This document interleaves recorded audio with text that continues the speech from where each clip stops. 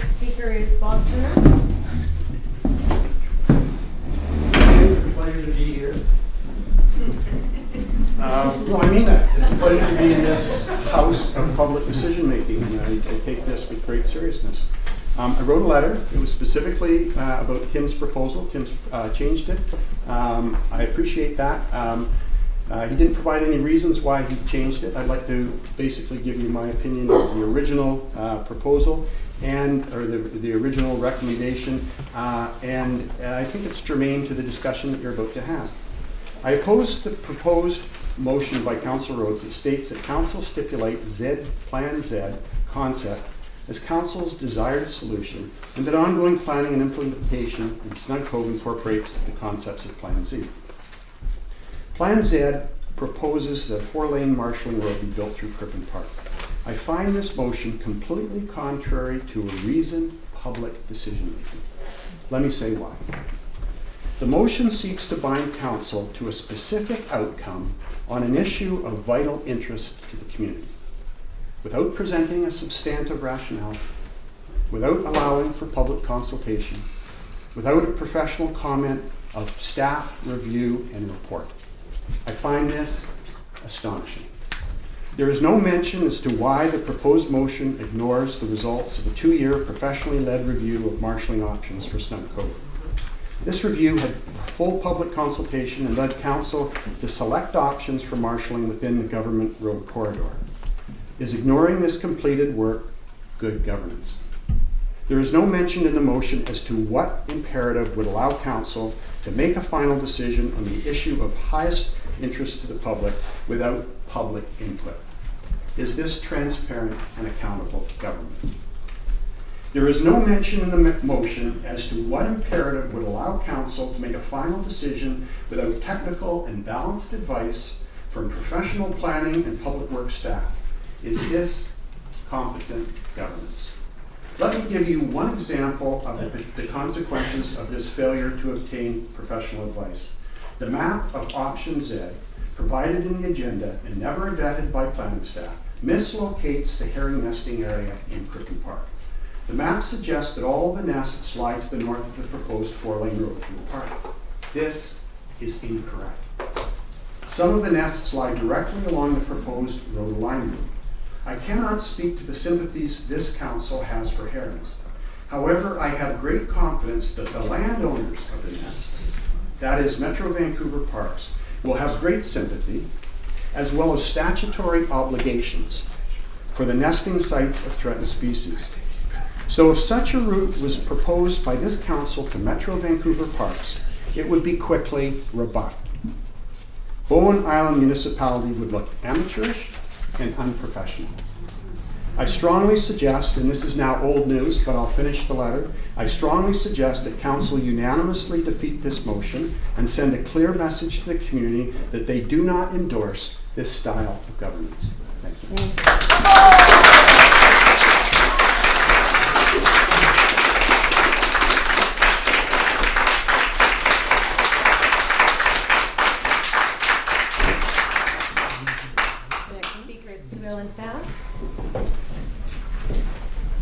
Mayor and Council, I'm addressing you today wearing my hat of Bowen Heron Watch, which is a joint project of the Nature Club and the Bowen Island Conservancy. Heron nesting season has begun in Snug Cove for the 15th consecutive year. Coastal herons are blue listed in British Columbia, considered vulnerable because of human activities, particularly urban and rural development, are resulting in the loss of suitable nesting habitat, and also due to disturbance during their breeding season. Predation by bald eagles is also a factor, and this is probably why our Bowen herons usually choose to nest right in Snug Cove, because they are less bothered by human activities than the eagles are. Heron populations are declining across the Pacific Northwest, and we could easily lose our herons, as Salt Spring Island has. And as Bob has mentioned, the current plan puts the road straight through the middle of the heron nests. On Bowen, usually 5 or 6 nests are established each year. The most frequently selected site is the old general store library site in Crippen Regional Park, so that could be taken as critical nesting habitat, and it's been used every year for the past 6 years. And I've got a table and a graph which I will, I've sent you by email, and I'll pass over to Casey. There you go. And I'd invite anybody to send any sightings of herons standing around in trees or in nests or flying in groups to me, so we can keep track of our herons on Bowen. The nest sites were Old General Store was active last year, and also active last year was Deep Bay on the other side of the lagoon, and one new nest over in Galbraith Bay. Probably 2 to 4 chicks fledged from that new nest last year. All the ones in Snug Cove failed because of things including tractor work and tree removal near the active nests, even the one in the park, and predation by eagles. One young heron died after being hit by a car in the middle of the island in September. So there's more information. I've sent it to you by email. I encourage you to help protect our parks and our wildlife. Thank you. The next speaker is Rosemary Knight.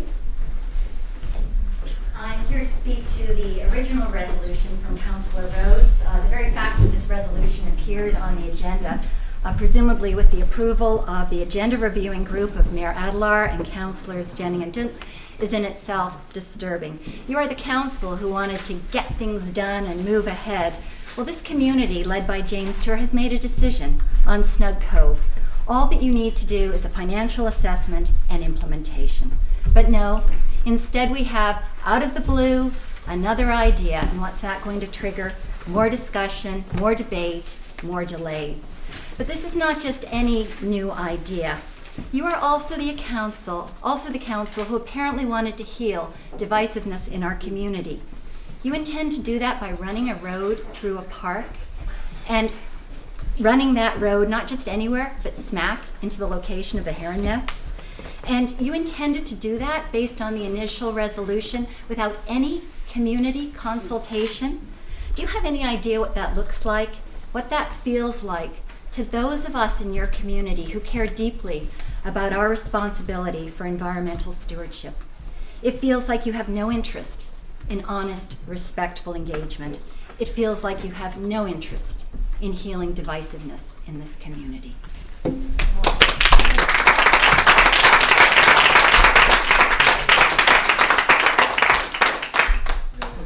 The last speaker is Adam Holbrook.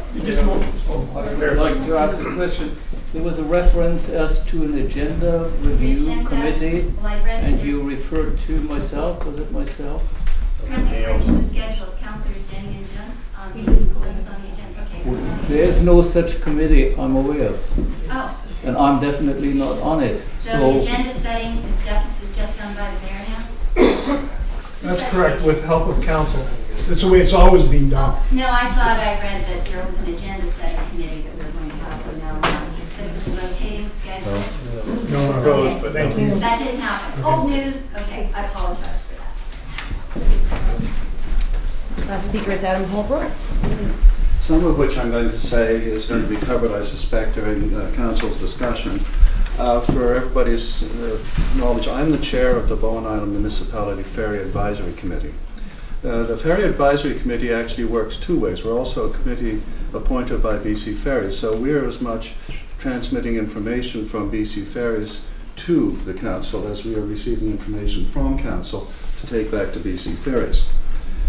A couple of things. First of all, BC Ferries has told us quite flatly, and I think everybody knows this, that two-lane loading, both on and off, is an absolute prerequisite to any kind of improved ferry service. So we take that as, if you like, an engineering given. The other thing is that BC Ferries told us that during the major overhaul of the Queen of Capilano, which right now is scheduled to take place between sometime in 2014-2015, there would be real problems depending on what replacement vessel was used. Some replacement vessels, like the small ones that we get during the minor refits, of course, result in reduced capacity. Any vessel with a larger capacity would, upon occasion, sail half empty because of the time required to load it. So, the question then is, do you want to see a half-empty ferry sailing away at commuter times? So anyhow, this sets a time frame, Mr. Mayor. Because if the refit is scheduled for 2014, so the latter half of 2014, therefore if there's going to be any kind of changes to our loading operations on land, they have to be in place by the middle of 2014. So that starts to set a timeline for this whole process. You should know that one of the replacement vessels they were considering is the Island Sky, which currently runs between Sultry Bay and Earl's Cove. Island Sky was actually built for Bowen Island. It carries 120 cars. But with the current loading and unloading facilities, you simply can't keep a 1-hour turnaround schedule with the Island Sky. The choice was, in fact, you can have the Island Sky and be consistently late through the day, or you can have a smaller vessel and be on time. Which do you prefer? Lastly, I would ask that everybody would please remember that BC Ferries does operate on a cost recovery basis. Whatever they invest in terminal facilities, in fact everywhere, but particularly at this end, will come out of our hides eventually. They may take it out over several years, but it will result in some kind of surcharge, terminal surcharge, increased ferry fares. So be careful what you ask for. Thank you.